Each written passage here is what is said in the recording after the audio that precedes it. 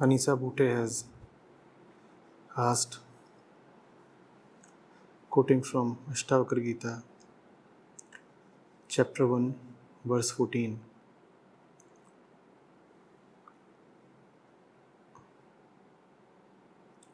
O son,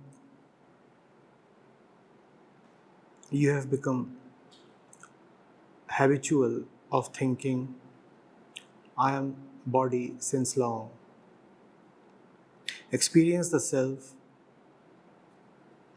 and by this sword of knowledge, cut that bondage and be happy. Ashtavakra Gita, chapter 1, verse 14. Dear Acharya ji, in the verse above it is mentioned that one is constantly identified with the body. I feel I am deeply identified with the body most of the time. How do I start detaching myself from this body identification? Being a woman, I find it more difficult because of the social and physical conditioning. But listening to you, Acharya ji, I now feel that there is some way to go beyond it, and you are pointing at that. I'm unable to see it clearly, but I don't know why I still have faith that surely there is a way. Kindly guide. The question is, how do I start detaching myself from the body? How to get rid of body identification?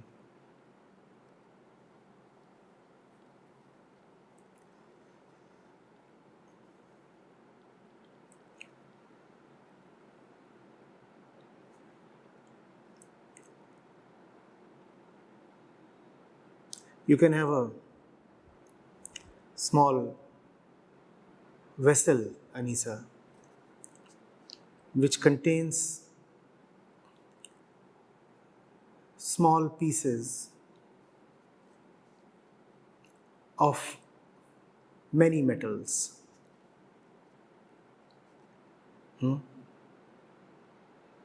Iron, aluminium, nickel, copper. And happily they go together. They are all kept in the same vessel. They have been coexisting since long. And being in the company of each other, they have all started appearing as one, very, very similar.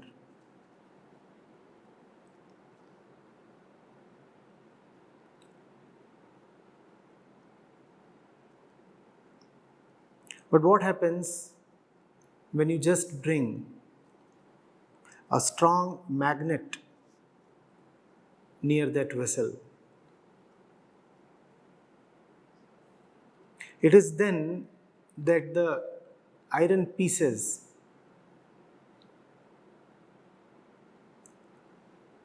just lose their old company and rise towards the magnet. And now the difference between iron and the others is very clear.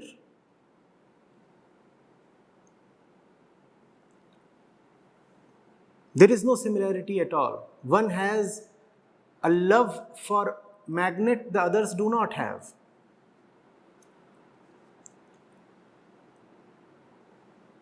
But this difference becomes clear only when a magnet is around. Otherwise, iron and copper and zinc will all hang around as if they belong to the same fraternity. You require a strong magnetic pull to disrupt their bonhomie. Unless that magnetic pull is there, iron will keep feeling that aluminium is my best friend. The moment the magnetic field engulfs The iron piece and others, the iron piece comes to know that aluminium, copper, zinc, they are all nothing. The destiny of iron is to be with the magnet. Be with the magnet and turn magnetic in due course. So you see, as long as your intentions and the body's intentions are one, you will have no way to clearly see that you and body are not one. Understand this. As long as your intentions and the body's intentions are one, how will you see that you are not the body? What the body is asking for, you too are asking for. The direction that the body is going towards, you too are moving in that direction. There is no way to figure out that no, these two entities, the body and the self, are not one. It is only in the presence of something, somebody,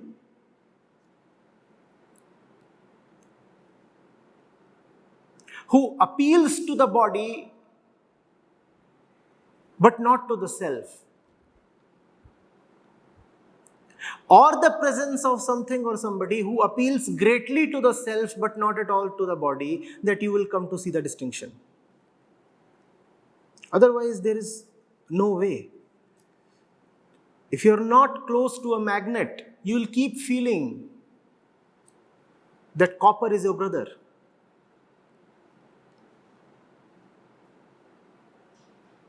The magnet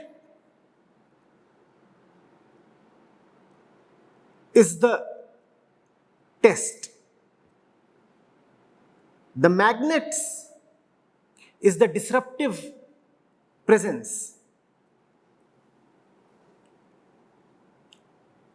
The magnet clears all doubts in the copper's mind. The magnet pulls, and the copper feels no pull at all. And iron says, this bugger, he has been with me as my friend, as my family since so long. He's referring to aluminium and copper and all these others. And he feels no attraction towards the one I feel inexorably pulled towards. How can he be my friend or family?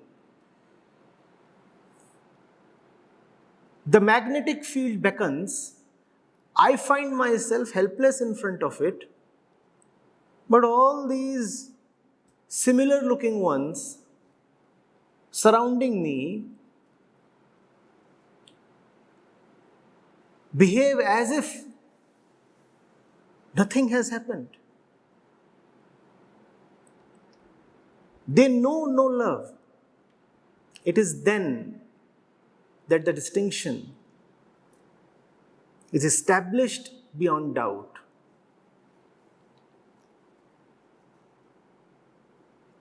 Getting it?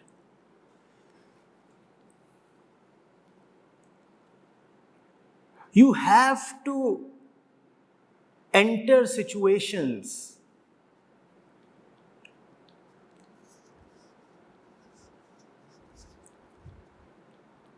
that test the two of you, the body and the I sense, the self.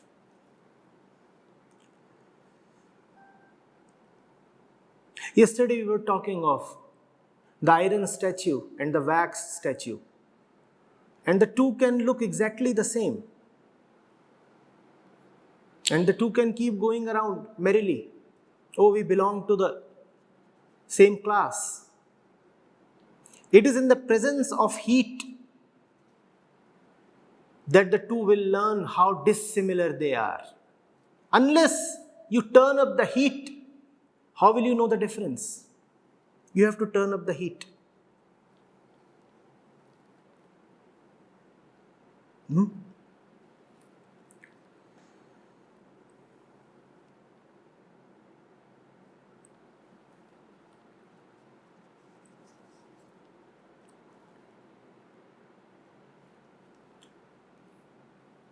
You see, you can have,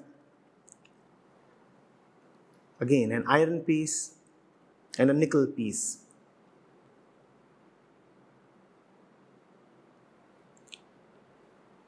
Somehow joined together through welding or some other technique. A little iron cuboid and a copper or aluminium or nickel cuboid of the same shape, same dimensions, and you can put them together. And the two will stay together.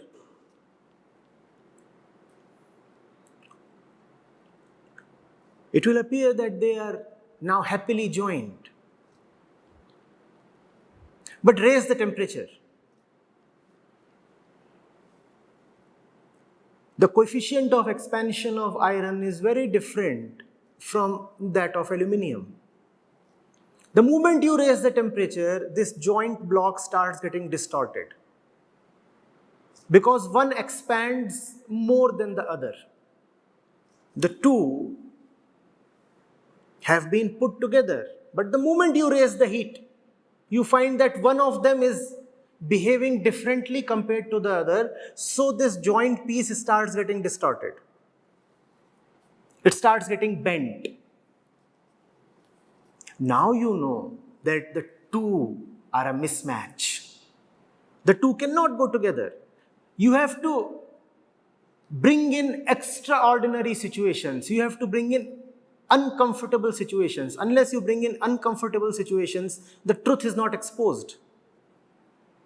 It is only when you bring in situations that are a little out of the ordinary that you come to know of the essence of an entity.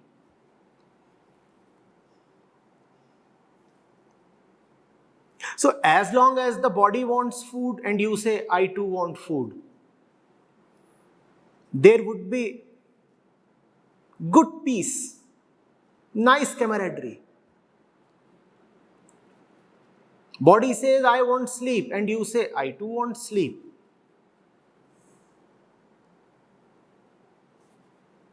All would be gung-ho. No strains, no tensions. Because the two of you are acquiescing with each other. There is no divergence in objectives. But let the body say, I want food. And you utter in the same moment, I want freedom. And then you see what happens. That is the moment when you will realize you and the body are not one. The body will suddenly become your enemy. And that is the way to assess the quality of company you are keeping.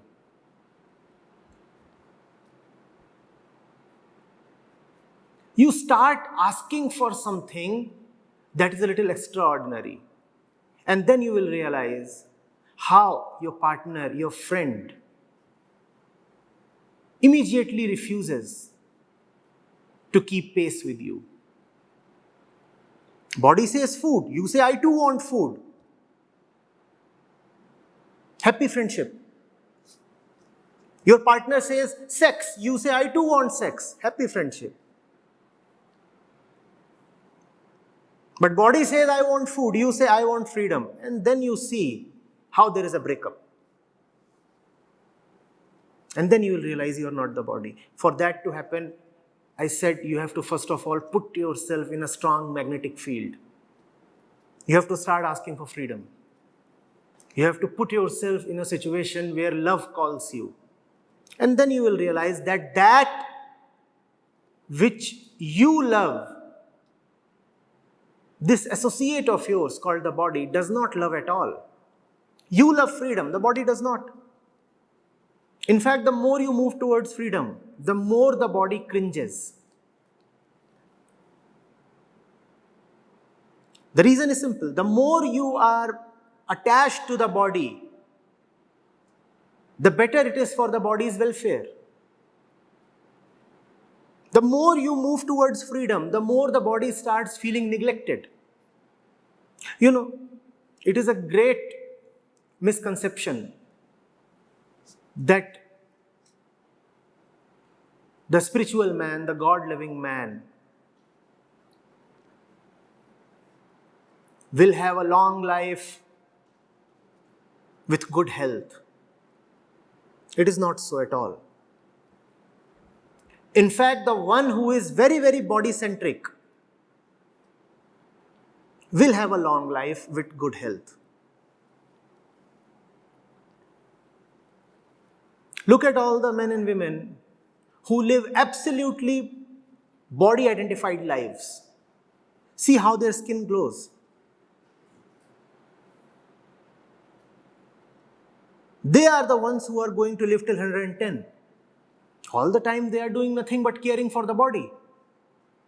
They are taking care of every single vitamin, nutrient, mineral.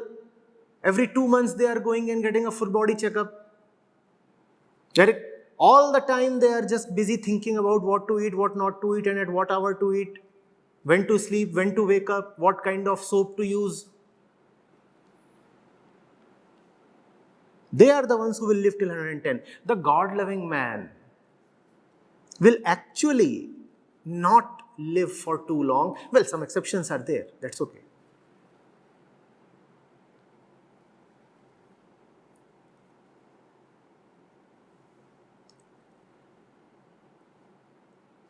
But because this misconception, the superstition is there, that the jnani or yogi will have a strong and able body. Therefore, people start feeling impressed by godmen who move around with black hair, even at the age of 60 or 70. They say, this one must be very real. Look at the glow on his face. And his hair are all black even at 65.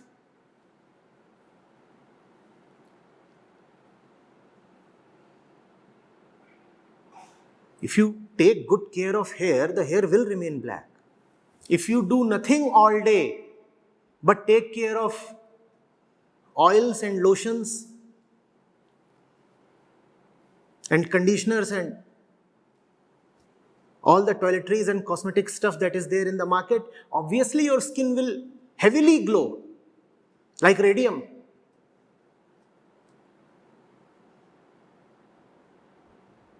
That's what the body wants. You stay identified with it and you keep doing what it wants you to do. And the body strongly reacts when you start doing what the body is not conditioned to do. No body is conditioned to go for love. No body has any intention to attain freedom. Body is not born to attain freedom, please.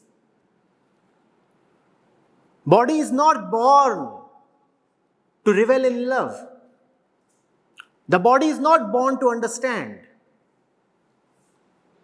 You know what the body is for. You know what the body likes. Have you ever gone to a doctor and the doctor's diagnosis has said that you know your body is sick because you do not have bodh or understanding? Please. Does the body ever fall sick because of lack of understanding? Does the body ever fall sick because you do not have spiritual freedom? Which means that the body does not feel bad at all if there is no understanding or illumination or freedom. If there is no freedom, the body does not feel bad at all. Had the body felt bad over lack of understanding, then all the 99% people in the world who do not understand anything at all would have remained chronically sick. Do you find them sick? No. In fact, they are bodily the most healthy and happy. This will tell you that the body has no intention at all to understand. The body has no intention at all to dive into love. The body does not want to be free. The body does not care for the truth.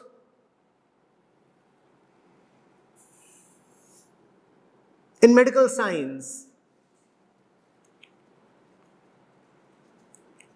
in hospitals, do they teach you that if you want to stay physically healthy, then you must have the truth? Is that what they teach you? No.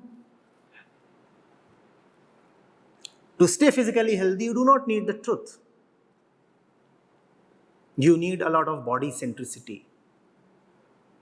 Unfortunately, even spirituality today has become so body centric that all that is being taught in the name of spiritual welfare is bodily welfare. They are teaching you how to keep this organ fit, that organ fit, this kind of exercise, that kind of asana. That's all just body-centered activity. The body, I repeat, will live very happily till 110, even if you do not have the truth at all.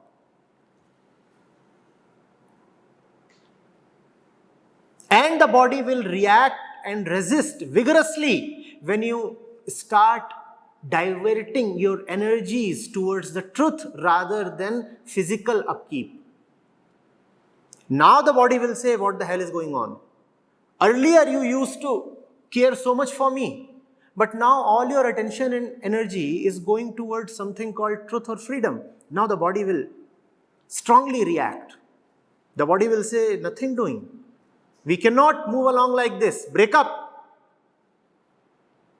You used to give me so much attention. Now you are giving me no attention. You don't give me any time. All your time is going towards the scriptures. All your time is going towards sadhana. I just don't like this. Please, please pamper me.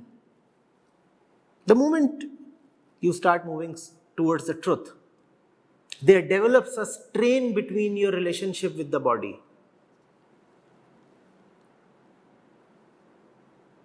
And then you know that you are not the body. That strain has to come. Unless that strain comes, you and body will be bedfellows. It is only the presence of truth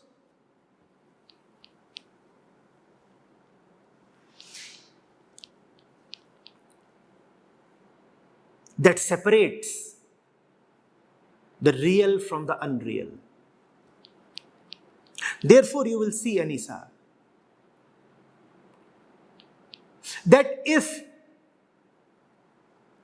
somehow you are determined to stay with the body as a body identified one, then you will distance yourself from the truth. There is you, there is the body, or the one who gives you bodily company, a bodily friend, and then there is the truth. If you want to maintain this relationship with the bodily one, then you will have no option but to snap your relationship with the truth. You cannot have both. Because if you have both, then there will be an incredible strain in your relationship both ways.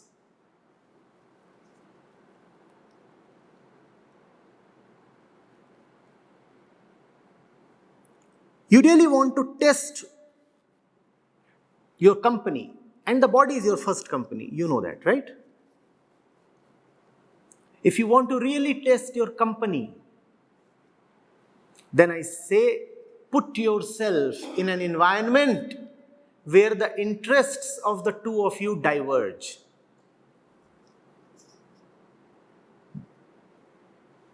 That's when you receive surprises, rather shocks.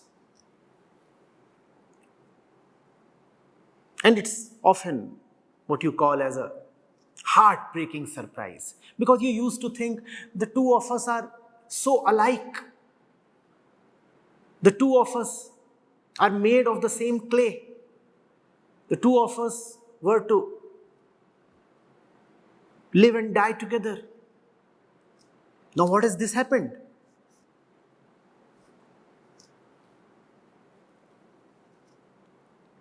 Suddenly there is a parting of ways. And I say, therefore, when you do not want the ways to part, often you try to not enter the field at all.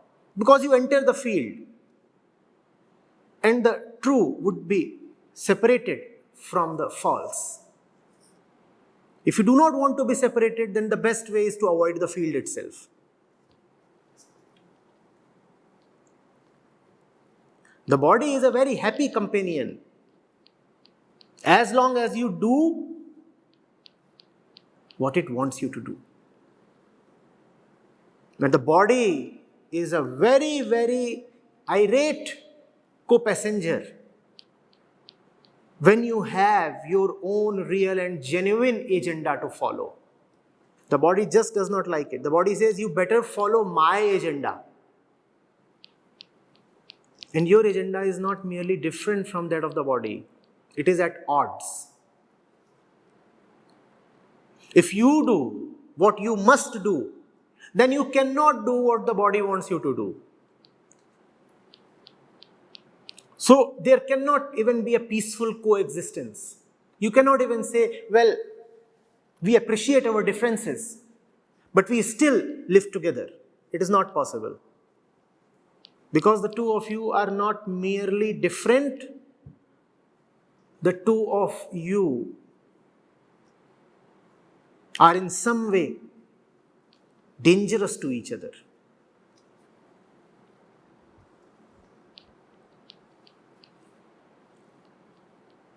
And now you know why historically, traditionally,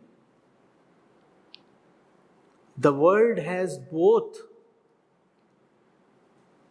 revered and reviled sannyas and spirituality. On one hand, the sannyasi has been given a lot of respect. On the other hand, the sannyasi has been an object of rebuke. He has been reviled as being impotent, unproductive, a mere burden.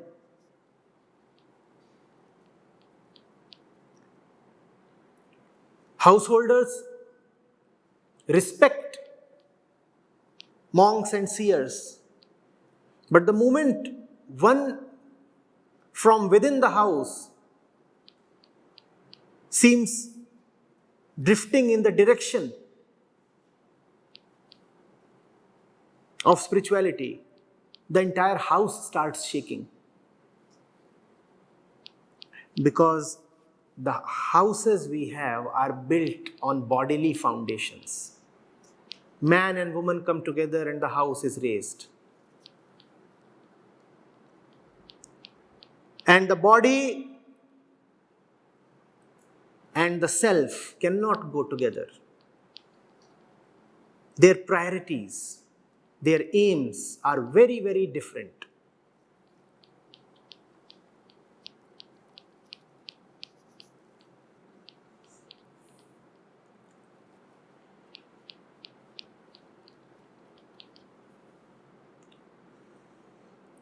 Are you getting it?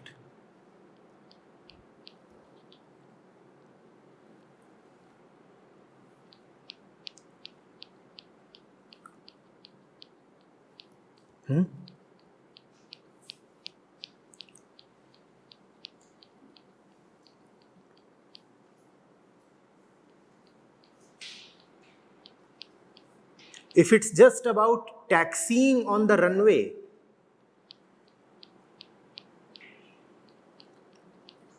then the airplane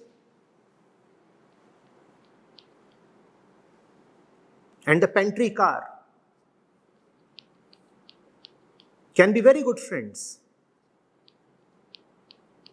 Both are moving side by side. Oh, there is just difference in their size. The pantry car is small, the jumbo jet is big. But they both are taxiing on the same plane, same level, same ground.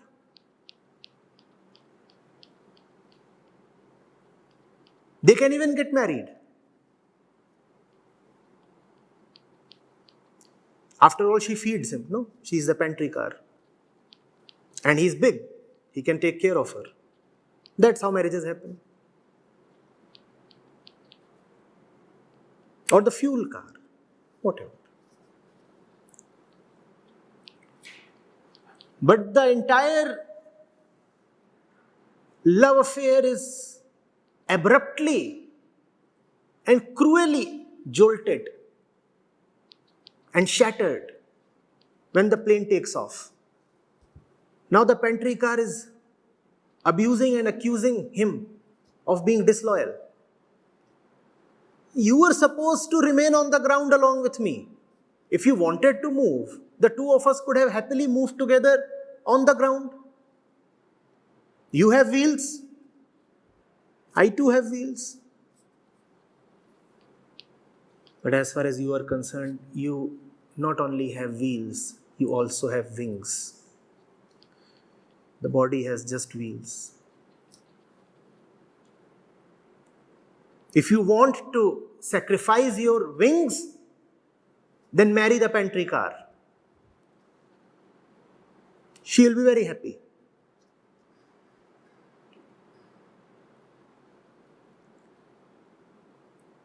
The body is the pantry car, full of food.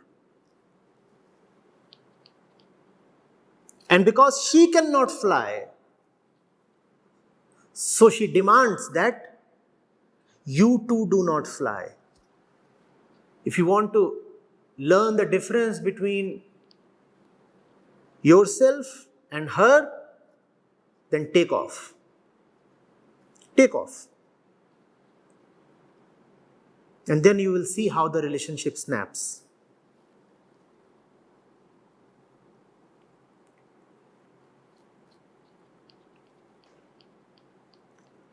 Try going towards the food plaza. The body will say, yo, I'm with you.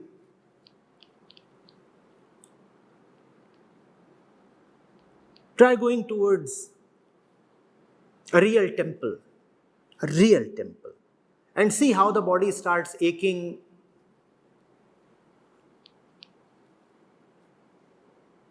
and feeling drowsy, and all kinds of things start happening in the body. She does not want you to go to there. What will she get if you come to know the truth? She will only get neglect from you. And the body knows that. The body knows that if you go to the real temple, she will earn neglect. The moment you start going towards the real temple, something will happen. In all our camps, there definitely are cases when people do not turn up. Even after making all due preparations, they book their tickets, they take their leaves, they come and contribute in advance. They have done all that was needed to be done. They have even booked their stay and fooding, accommodation, all those things.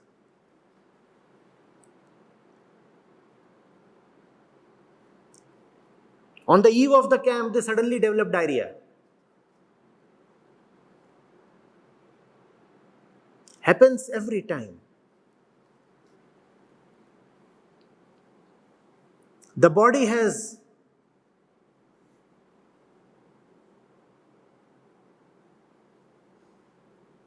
sensed something. Something very disastrous is going to happen. Please,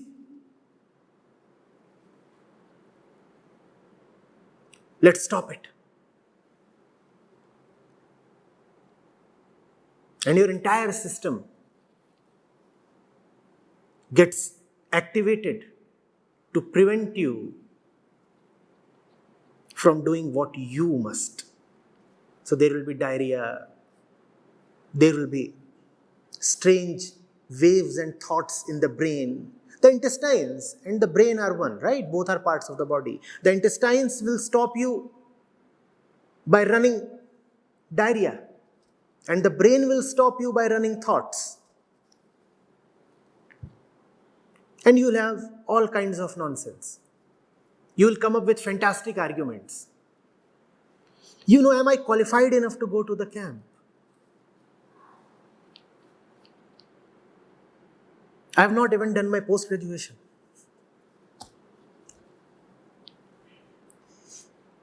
Am I qualified to go to the camp? My name starts with B. B is such a funny letter. B. I don't deserve to go to the camp.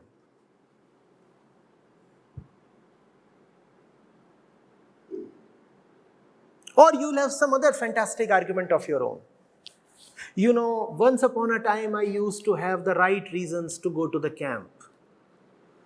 But now situations have changed. You see, so I will not come.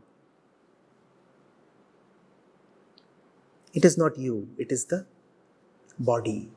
And you don't even realize that. It's the intestines.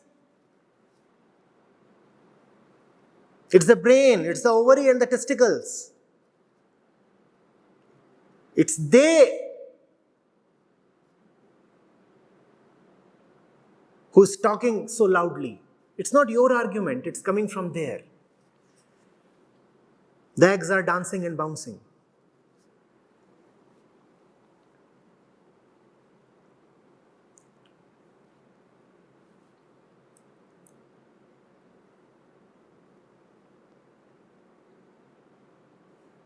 The hare and the tortoise can stay happily married.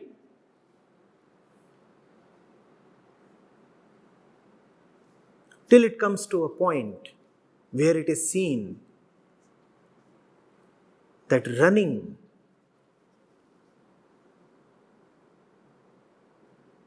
is needed. Running is urgent. Gone.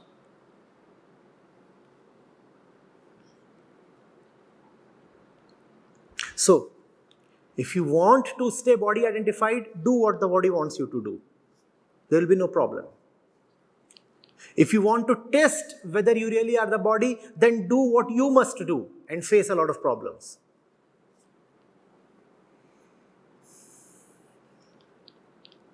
In some sense, spirituality is not the art of getting rid of problems.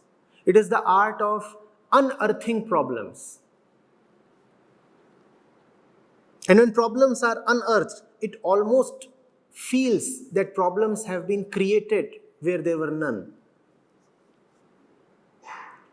Because if the problems are all lying hidden below the surface, how does that bother you? In spirituality, you unearth the problems. You dig them out. Which means that the spiritual man actually faces many more problems than the ordinary mortal. The ordinary mortal lives happily with his body, a relationship of pleasure and gratification. The spiritual man is for a very long period at odds with his body. He has a very uncomfortable relationship with the body. I know what I'm saying is squarely opposite of what you have heard about the spiritual man, that he is well settled with the body and such things, and the yogi moves around in total harmony of mind, body and soul. All that is just romantic.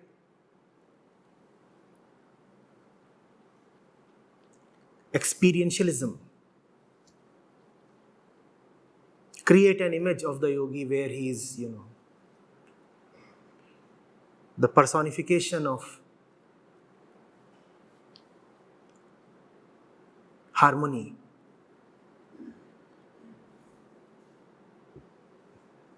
Advertising a blissful smile on his face, and obviously the hair are silky smooth.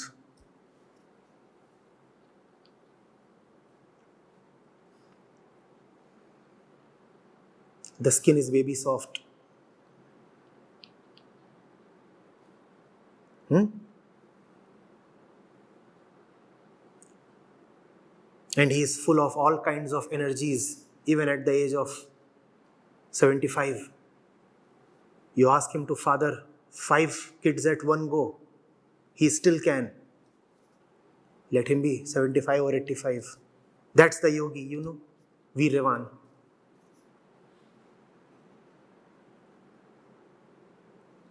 Sorry, sir, it doesn't quite happen that way.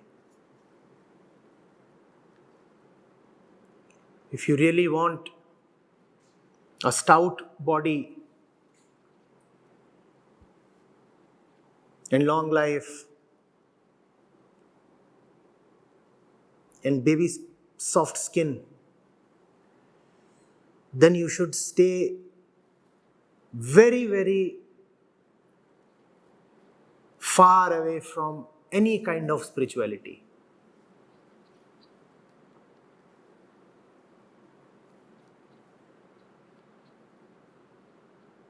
Instead of going to satsang, take membership of a spa or a beauty salon.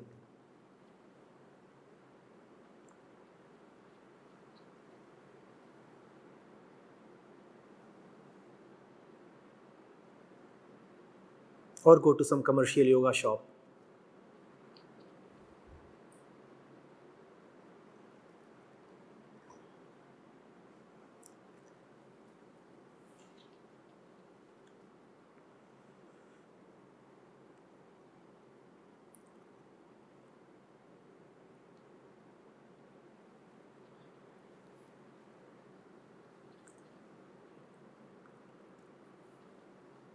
Spirituality is not about leading a happy life. It is about leading a real life. And there is a great difference there. Please understand that. Reality and happiness are very rarely coincidental. That does not mean that reality corresponds with sadness. Not with sadness, but definitely not with happiness.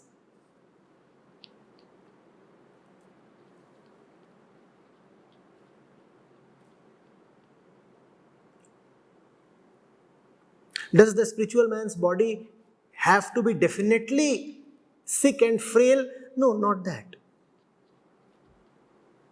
By chance, it can be healthy and strong as well, but just by chance. He won't be aiming to have a healthy body. His aim is different.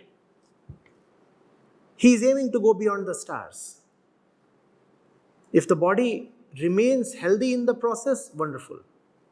If the healthy body is needed to go beyond the stars, he will give some attention to the body, just because it is needed to fulfill his goal. But the body as such will not be his concern. He will use the body like a vehicle. The vehicle is important as long as it serves to take you to the destination. Only to that extent.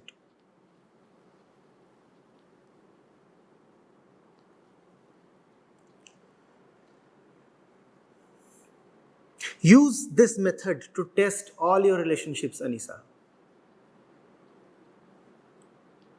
Anybody and everybody.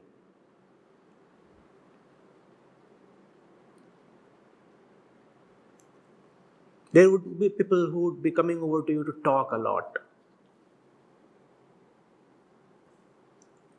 As long as you talk to them about things that they prefer, they'll stay put. Now, if you want to test the relationship, if you want to test the quality of your company, start talking real stuff with them. Or just block the body-centric stuff with them. Because sometimes people can tolerate spiritual stuff if it promises to bring you the body. The man can happily talk scriptures to the woman if he knows that after 2 hours of scripture talk, he will get her in the bed. So 2 hours of good, knowledgeable stuff is all right, if that would help me inch closer to her body. So do 2 things. One, start talking real stuff. Secondly, start blocking the nonsense. And then you will see who stays with you and who does not. Do both of these things concurrently, right? Start talking the real things. With all those you consider close to yourself, start talking real things. And start blocking all the unreal gossip. Don't participate in it. And then you will see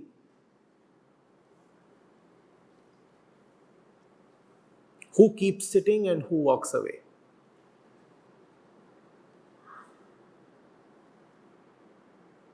But we don't apply this test. Somewhere we have a notion that in certain relationships, the real things need not be talked of.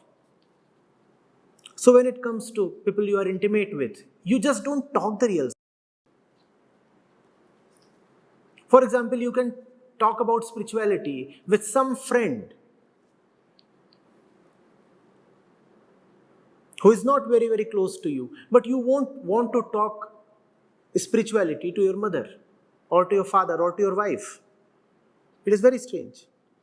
Even deeply spiritual people do not talk spirituality to their wives or to their husbands. Because you know very well that the moment you bring that up in the conversation, the relationship will snap. She will say, if this is what you have to talk about, then we can't go together. You talk to me on my terms. I want you to talk stuff that I prefer to listen to. I will decide the topics.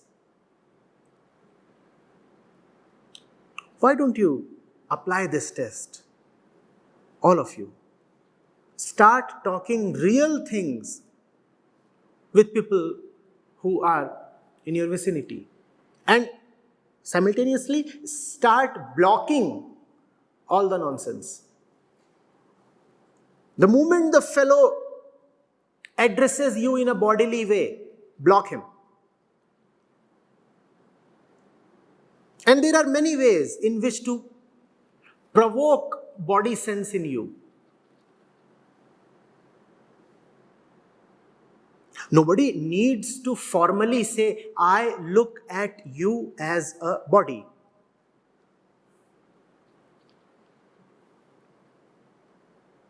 You need not formally say that. You just need to tell the girl, hey, fatty. Hey, fatty. Fatty moti. Now, what are you referring to? Is the Atma fatty moti? You are constantly reminding her that I look at you as a body. This relationship is evil.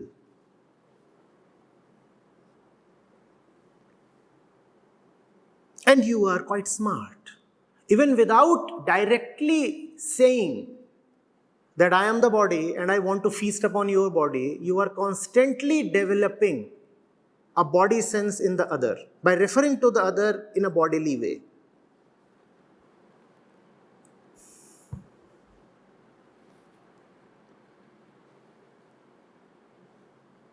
See who all refer to you in a bodily way. Avoid them.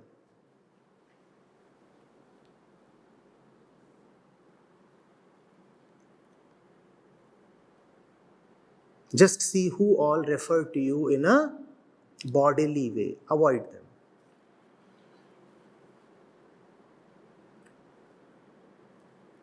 Or test them. Say, fine, I don't want to avoid you. But can we discuss chapter 3 of Advait Gita tonight? Darling? And darling is all hot and up and loaded. And then you say Advait Gita. That's such a big letdown.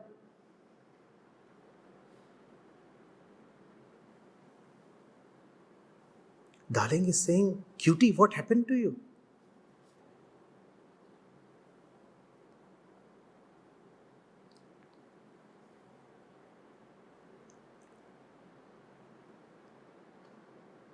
Somebody says, you are my doll. What is he saying? Huh?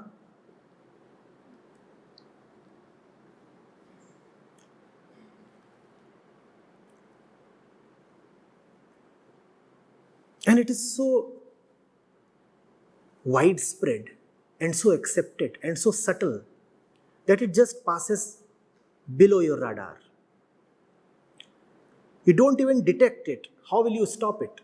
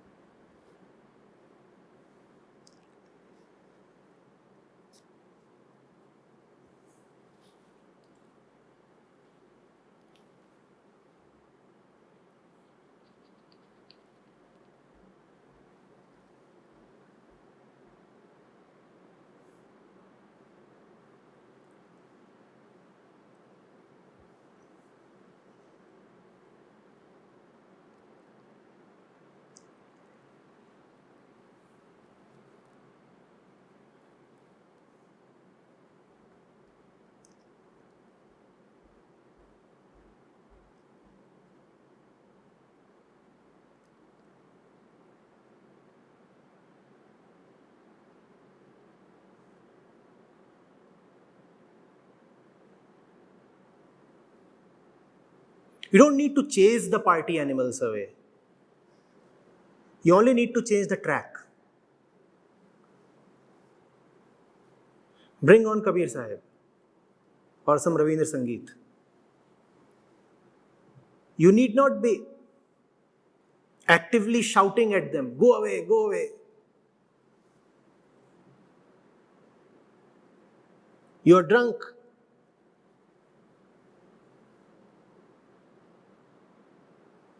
And you're dancing to all the wrong numbers. You don't need to do all this. Let the party continue. Just bring on the right kind of music. The party animals will disappear on their own. That's spirituality. Bringing on the right music. Spirituality does not mean that the music will vanish.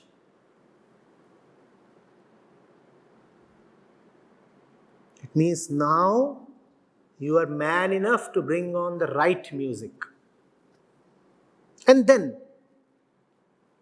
after all the animals have disappeared, if one or two beings still stay back, then they are worth it.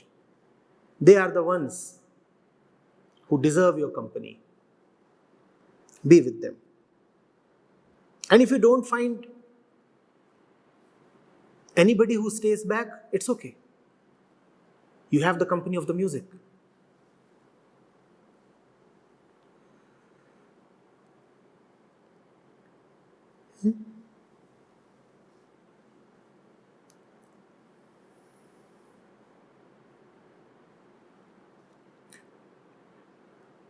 Treat the body as a companion and see how this companion behaves.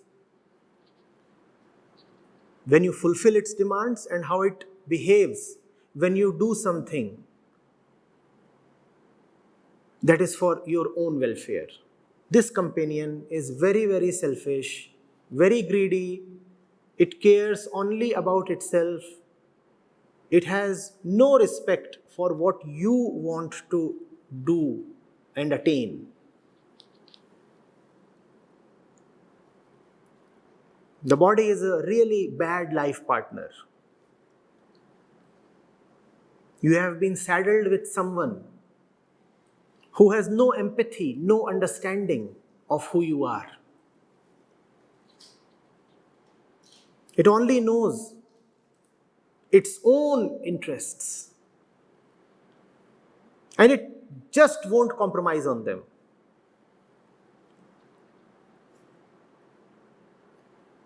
You have an exam tomorrow morning,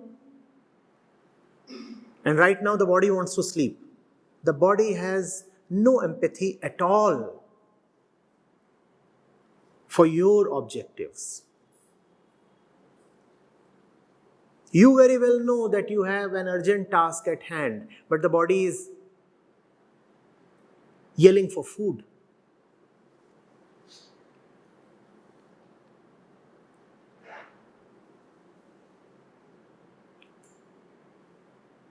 You very well know that the fellow in front of you is a teacher, but the body cannot stop looking at her as a sex object. And you're telling the body, she's not a sex object, she's my teacher. Body says, no, she is a great figure. The body has no respect for who you are.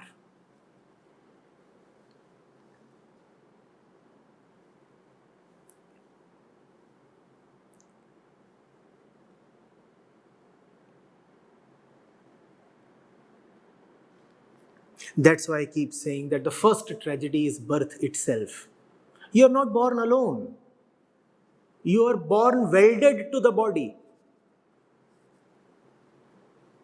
The two of you are born together.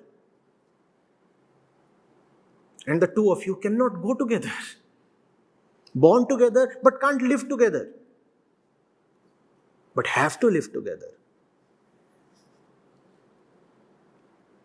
Live together not in the sense of reaching a compromise. The two of you have to live together and one of you will rule. It cannot be, I repeat, a peaceful coexistence. It cannot be a harmonious thing. One of you has to prevail. Either you will live as the body or the body will have to surrender to your power. You will have to display your might to the body. You will have to conquer the body. If you cannot conquer the body will conquer you.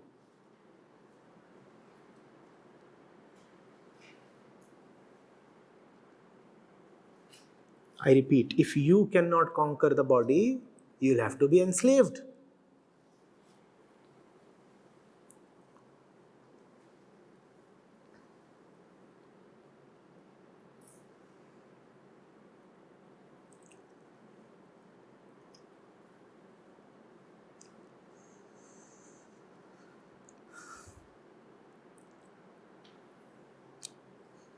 So forget all your notions of divine harmony between mind, body and soul.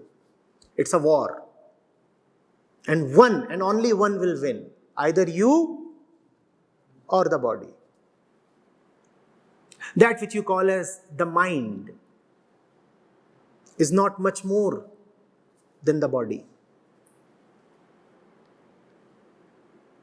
There is you, the conscious entity, and body, the conditioned one. It's a battle between consciousness and compulsive conditioning. One of them has to prevail, either your consciousness or the conditioning of the body.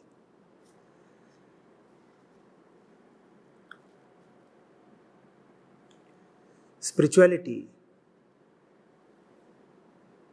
is war.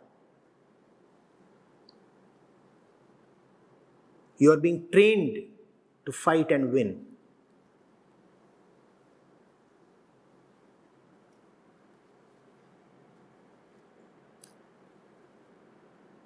Neither can you abandon this battle, nor can you make peace with the enemy. The war has to be fought.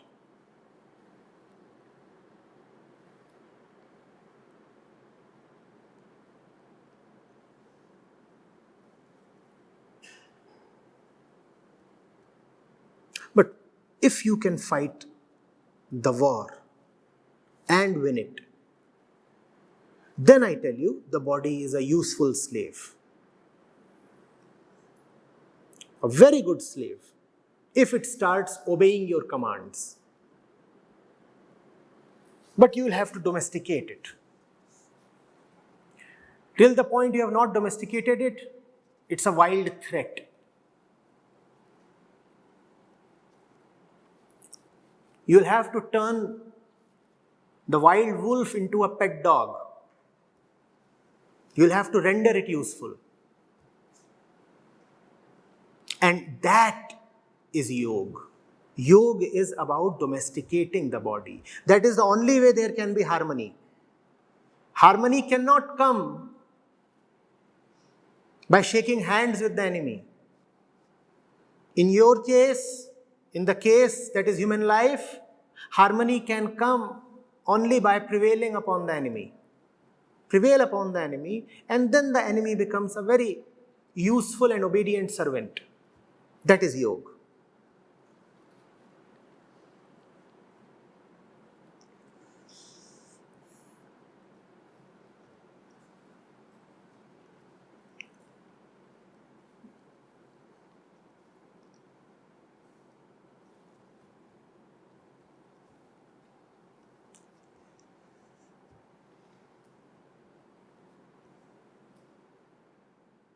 Go around